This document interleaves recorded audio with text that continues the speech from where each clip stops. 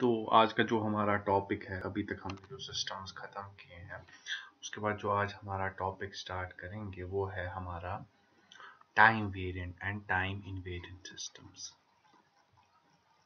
Time variant and time invariant systems. क्या होता है टाइम वेरिएंट सिस्टम? अगर हम इनपुट में चेंज लाएं और वो आउटपुट पे भी रिफ्लेक्ट हो तो हम बोल सकते हैं कि टाइम इनवेरिएंट सिस्टम है। और अगर हम चेंज लाए और वो आउटपुट पे रिफ्लेक्ट ना हो तो उसको बोलते हैं हम टाइम वेरिएंट सिस्टम। पहले टाइम इनवेरिएंट सिस्टम की definition. Time invariant system, if time shift का मतलब ब्रैकेट में डिले और advance in the input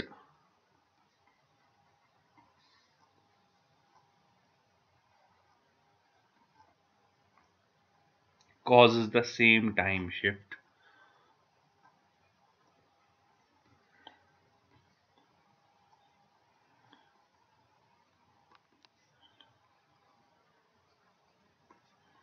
in the output।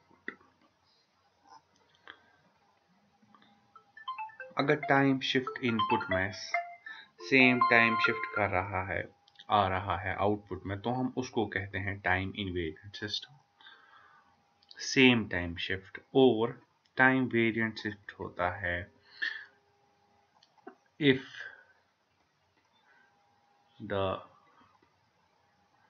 Time shift in the input does not cause the same time shift in the output। अगर नहीं करता है तो time variant है, और अगर सेम टाइम शिफ्ट आ रहा है तो this will be time invariant system. ठीक है।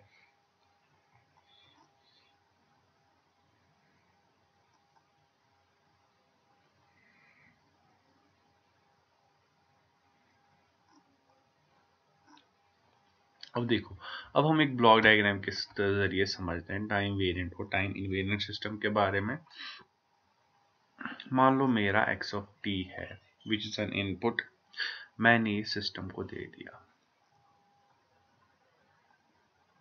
सिस्टम मुझे दे देता है output y of t।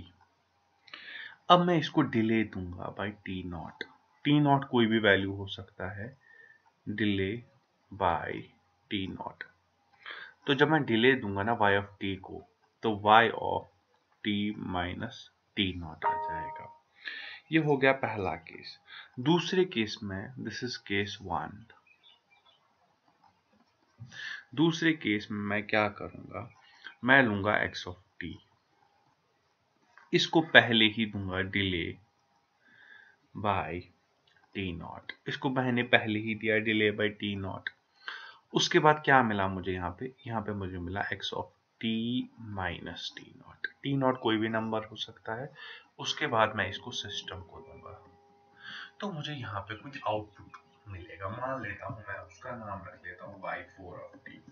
This is case 2। अगर y4 ऑफ t इसके बराबर आया, if y4 of t is equivalent to y of t minus t naught, तो मैं कह सकता हूँ जो हमारा सिस्टम है that is time invariant. Vary नहीं हो रहा है, सेम चेंज इनपुट में आउटपुट में भी सेम चेंज आ रही है। और अगर y4 of t नहीं है बराबर yt माइनस टी नॉट के, तो कह सकते हैं टाइम वेरिएंट सिस्टम है। ठीक है। पहले केस में मैंने क्या किया, मैंने इनपुट दिया, सिस्टम को आउटपुट मिला, आउटपुट को मैंने डिले दिया तो कुछ आया। दूसरे केस में मैंने पहले इनपुट को डिले दिया, उसके बाद सिस्टम को मिला, उसके बाद आउटपुट दिखा। अगर आउटपुट पहले केस का दूसरे केस के बराबर है तो टाइम इनवेरिएंट है, वैरी नहीं कर रहा है। अगर डिफरेंट है तो टाइम वेरिएंट है। ठीक है। तो कुछ क्वेश्चंस देख लेते हैं। सबसे पहला क्वेश्चन जो है,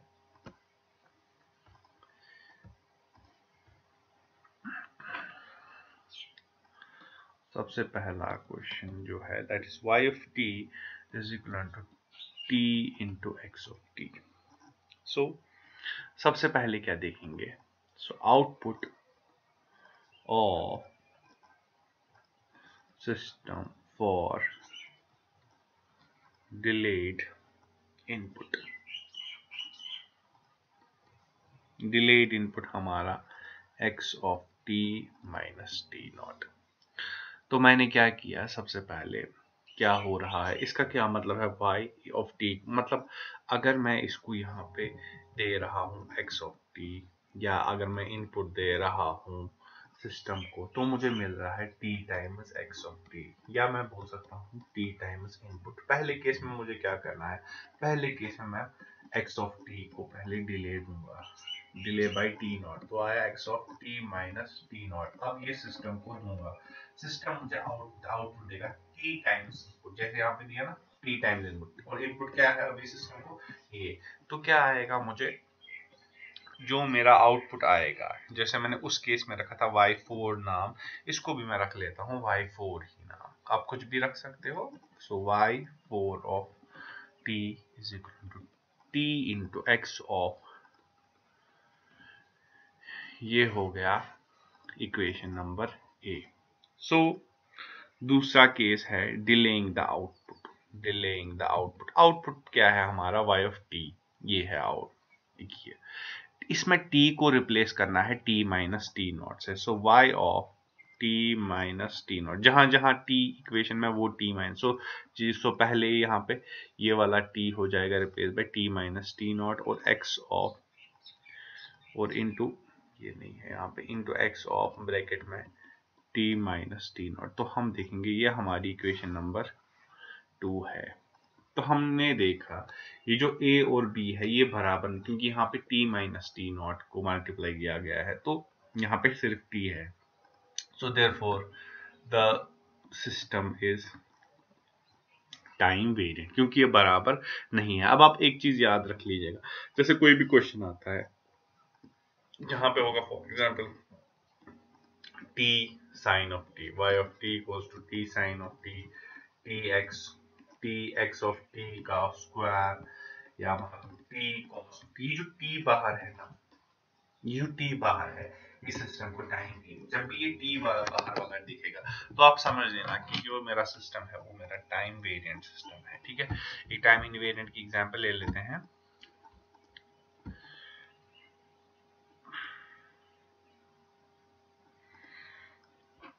ऐसे ले लेते हैं, y ऑफ t है बराबर sine of x of t के। इसका क्या मतलब हुआ, ये मेरा सिस्टम है, मैंने इसको x ऑफ t दिया, तो मुझे आउटपुट में मिला sine of x of t, मतलब मैंने इसको इनपुट दिया, मुझे यहाँ पे आउटपुट में मिल रहा है साइन ऑफ इनपुट। ठीक है, तो अब पहला क्या है, आउटपुट फॉर डिलेड इनपुट। जब मैंने इनपुट को डिले किया x माइनस एक्स नॉट, यहाँ x ऑफ t दे रहा था मैं, x of t minus T naught, तो आउटपुट मिलेगा sine of input, sine of x of t minus T naught. जो मेरा y4 ऑफ t है वो मिलेगा मुझे sine of x of t minus T naught के बराबर। ये हमारी इक्वेशन नंबर ए है। उसके बाद दूसरी चीज क्या है दूसरा है डिलेइंग आउटपुट।